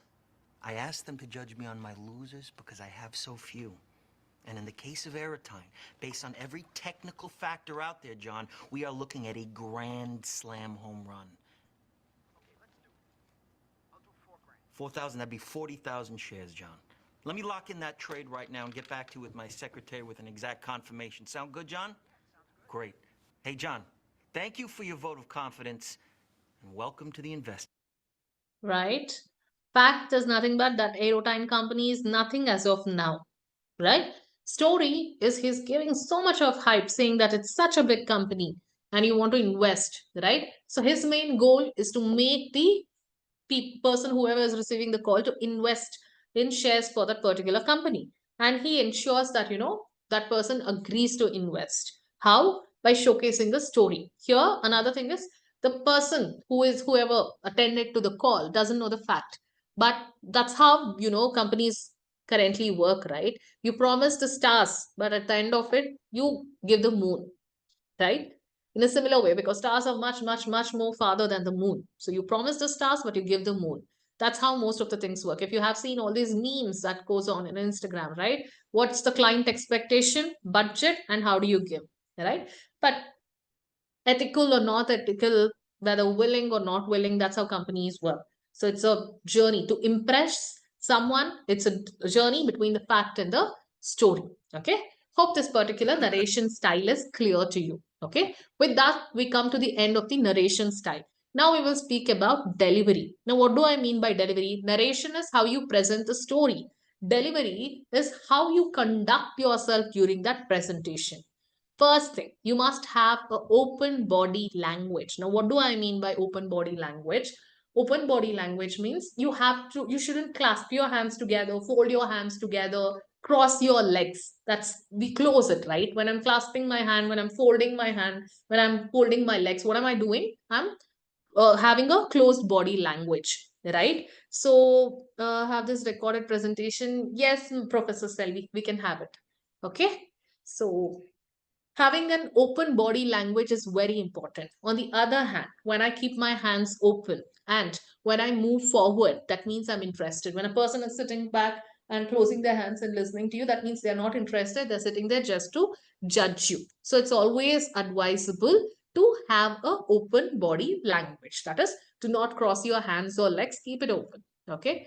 Be open and move a bit forward. That's your body language. It's like, you can stand like this stiff and give a presentation. Usually, because while giving presentations, we are standing, or if it's a virtual presentation, we are sitting. You cannot sit like this while giving presentation. You have to sit straight or bend a bit forward. Okay. Even while giving presentation, maybe if you have standing and giving presentation, you have something to lean on, move a bit front. It showcases that you're interested in whatever is happening. So always practice the open body language. Posture is very important. Like I said, you cannot have a too relaxed posture. I cannot sit like this and give you a presentation. Does it look good? Obviously, no, right? Can I come here and sit like this and give you a presentation? No, that too doesn't look good, right? You have to maintain a professional posture. Stand straight, stand still, right? Sit straight, right? Posture has to be good.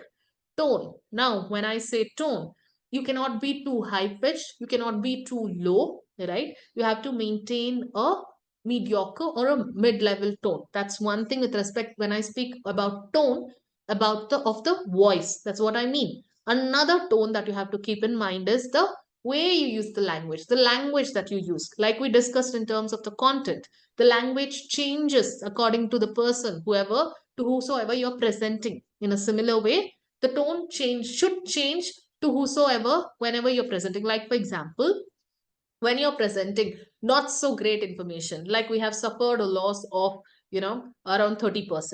How are you going to say this? This is not something good. This is not something nice. So you cannot say, you know what? We have suffered a loss of around 30%. If I say this, doesn't make sense, or I cannot be too loud about it.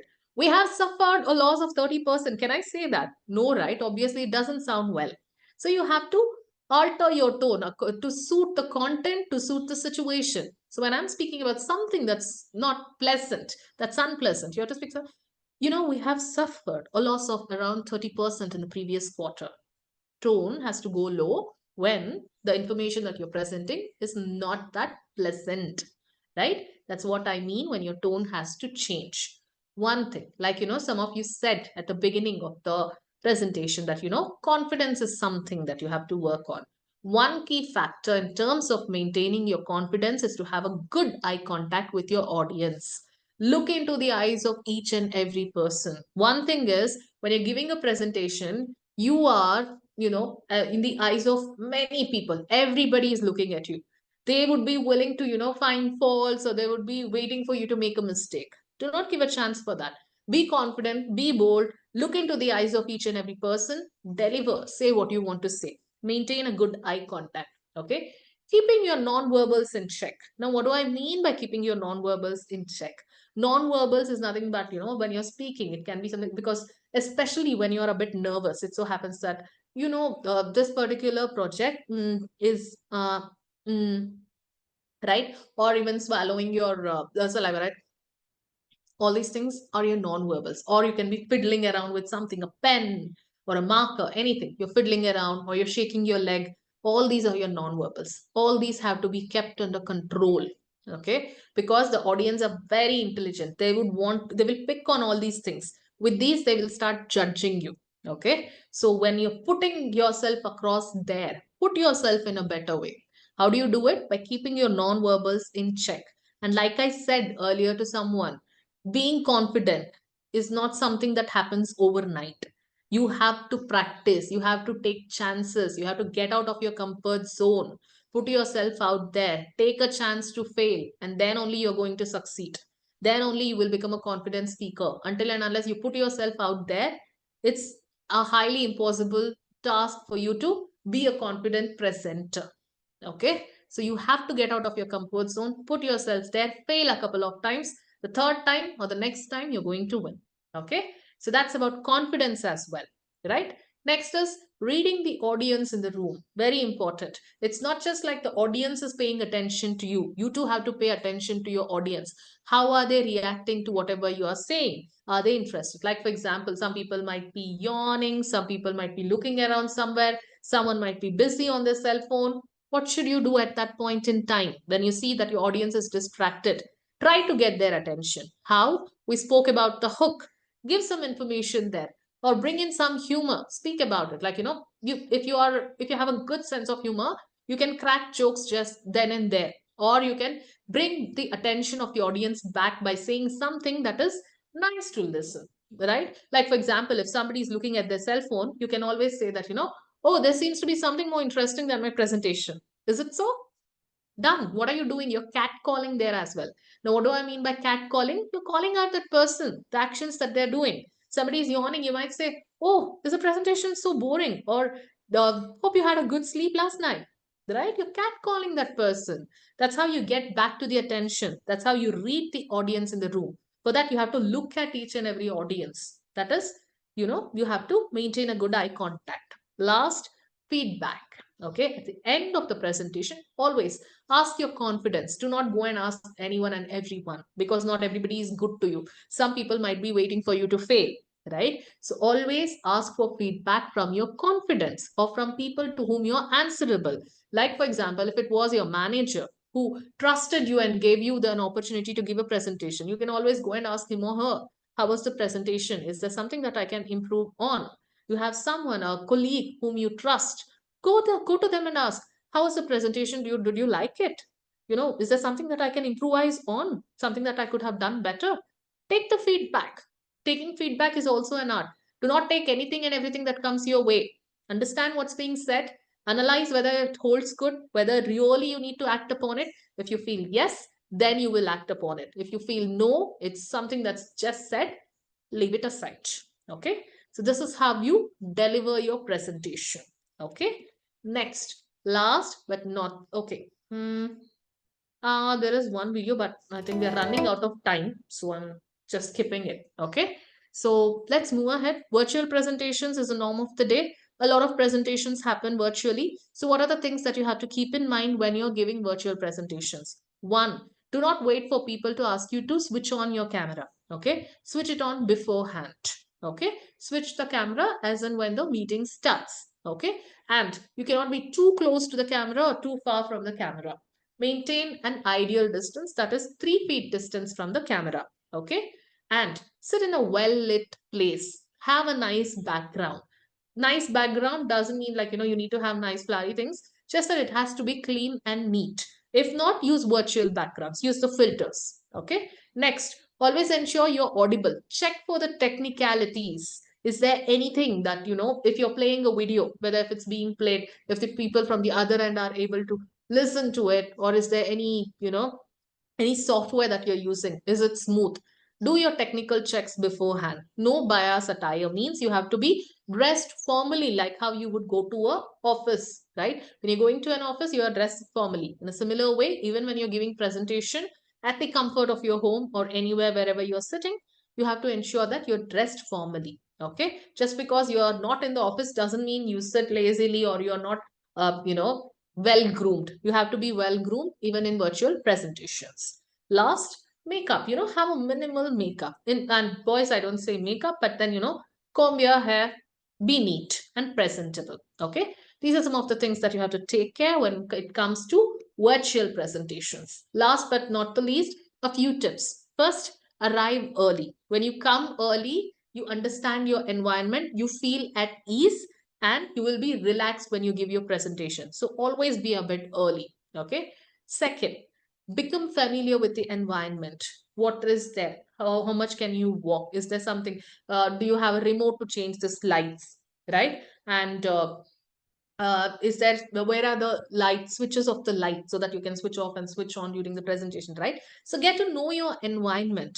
Okay. Listen to other presenters. If there is somebody else speaking, listen to them so that you will be at ease. Many a times if you are the presenter, somebody else is giving a presentation, out of sheer nervousness, you will not listen to them. Don't do it. Listen to them. When you listen to other people, you will be at much more ease. Like I said to someone, use note cards. If you blank out or if you think you will forget something, use note cards. Okay. Seek feedback from confidence. Like I said, people whom you trust, wish well to you, ask feedback from them. Be prepared for technical glitches, meaning what? There can be any sort of glitches. Like, for example, you're giving a presentation, it's only on your mail, then, or it's only, online that you can present. But, what if it doesn't work? So always have one of the files downloaded. And if there is any technical glitch, something is not working, you can play it from the downloaded version, right? So be prepared for technical glitches. Utilize humor and storytelling techniques. Like, we spoke a lot about the narration techniques. Narration techniques, nothing but the storytelling techniques. It's very important because when you bring in humor, when you use storytelling techniques, it kind of, helps you in terms of grabbing the attention of the audience. It helps you in terms of conveying the information that you want to give in a much more powerful way. Okay. Start with a blast and end with an impact. So it's start and ending is extremely important. So like we spoke about the hook, always start with something that kinds of, gives that feel good factor for your audience and end with an impact. When you finally ended your presentation, you should have achieved your aim. What, remember the purpose that we spoke about? The purpose must be fulfilled. Okay. And last but not the least, remember to enjoy. Everything is an experience. Everything is going to add up to your life, right? Whether it's a good incident, bad incident. See, it's like we are favorable towards something good, but not so favorable towards something that's bad. But always there is a learning that comes with it. So take everything as just an experience in life. Do not be too stressed about it. Be open to experiences. Good, very nice, you're going to improve. Did not happen so good, bad, that's okay. You will do it the next time. Enjoy the process. Okay. So here are my 2 cents, a few tips in terms of presentation skills. Now, in case you have any questions, you can ask. Anybody, any question, we will discuss around it. I'm waiting for a few minutes. In case you have any questions, you can ask. We will discuss around it. Like I said, if you do not get out of your comfort zone, you do not ask what's running in your mind, there's no way I can help you out. There's no way we can work together in terms of giving good presentations. So it's up to you to ask.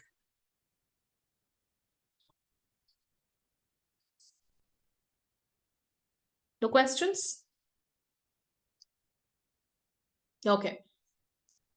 I believe there are no questions. So let's end the session for the day. Yeah. Thank you all for being such a wonderful audience. And it was a nice interactive session I had. Thank you. 1 second. Miraj says, I'm nervous when somebody asks questions. What's there to be nervous about, Miraj? Like I said, your content, you should be very clear. Remember, I said being proactive than being reactive. So, being proactive is nothing but anticipating questions. Maybe I can get questions around this. One thing is you have to be thorough with your content, Miraj. You must know whatever you have created, your presentation, all the slides, the information that you're giving, everything has to be known. Okay, you must understand. You must know the content first. Like I said, your content has to be at the back of your hand. Means you must know it very thoroughly. That's one way. Okay. Another way how you can handle this is, Miraj, you can ask, give presentation to any of your colleagues or friends whom you know wish well to you. Give your presentation to them or your team members for that example, and ask them to ask questions. Let them ask questions, just like a mock-up before the actuals. Okay, ask them to ask questions. In that way, you will get accustomed to answer questions. Okay, and as well, that nervousness towards when somebody asks questions will also be reduced over time. Okay, so this is one way in which you can, work around that fear of, asking questions. You have to be prepared. You must know your content well. If not, have a mock-up sessions. Give presentation to your friends. Ask them to ask questions. Answer them. And eventually, with time, you will get over that fear for sure. Okay? Miraj, hope I have answered your question. Okay. Thank you so much. Thank you, Professor Selvi. Thank you so much. Yeah, I'm ending the meeting for now. Thank you. Thank you all.